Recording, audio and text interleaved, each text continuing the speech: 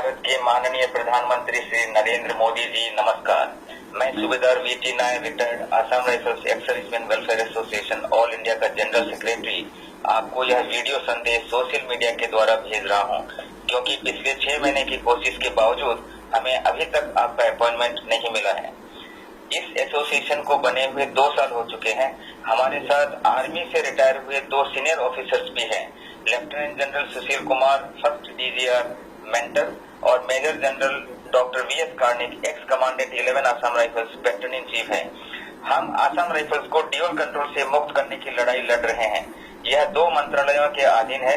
गृह मंत्रालय के अधीन एडमिनिस्ट्रेशन और ऑपरेशनल कंट्रोल रक्षा मंत्रालय के अधीन सन 1965 से है।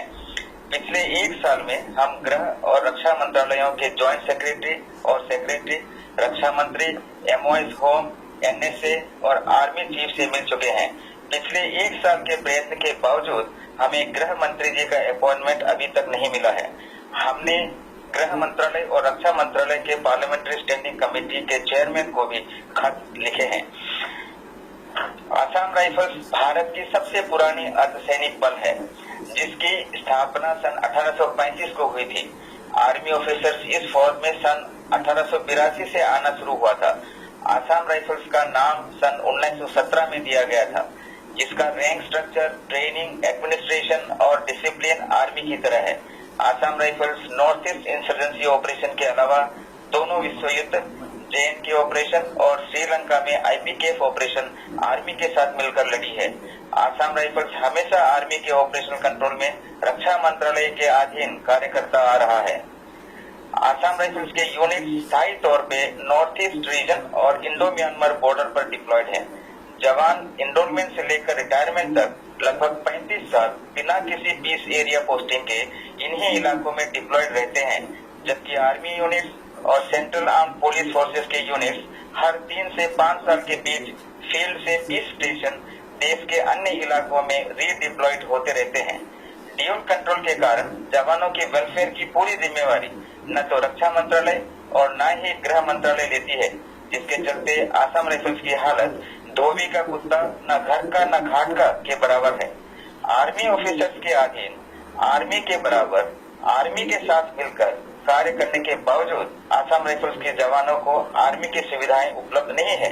यह equal pay for equal work की अवहेलना है। 1/1/2004 के बाद भर्ती हुए जवानों का पेंशन बंद हो चुका है और इससे पहले के जवानों का सिविल पेंशन लागू है, जो आर्मी की अपेक्षा काफी कम है। आर्मी ऑफिसर्स आसाम राइफल्स में 2 से 3 साल के लिए डेपुटेशन पर आते हैं। डीजीआर आर्मी से नॉर्मली 1 साल के लिए आते हैं। आसाम राइफल्स को ठीक तरह समझने से पहले ही उनका रिटायरमेंट का समय हो जाता है। ड्यूल कंट्रोल भ्रष्टाचार को भी बढ़ावा देते हैं। हमारी एसोसिएशन ने भ्रष्टाचार संबंधित केस सबूत के साथ कोर्ट में फाइल कर रखा है। आसाम राइफल्स एक मंत्रालय के अधीन आने से भ्रष्टाचार में कमी आएगी।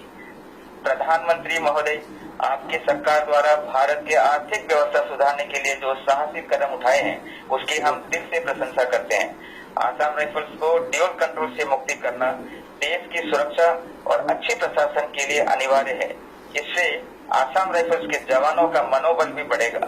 हमें विश्वास है कि आप इस पर जरूर विचार करेंगे। यदि हमारा अपॉइंटमेंट मंजूर हुआ तो इस विषय पर आपको ब्रीफ करने में हमें खुशी होगी। आपका बहुत बहुत धन्यवाद। जय हिंद, वंदे मातरम।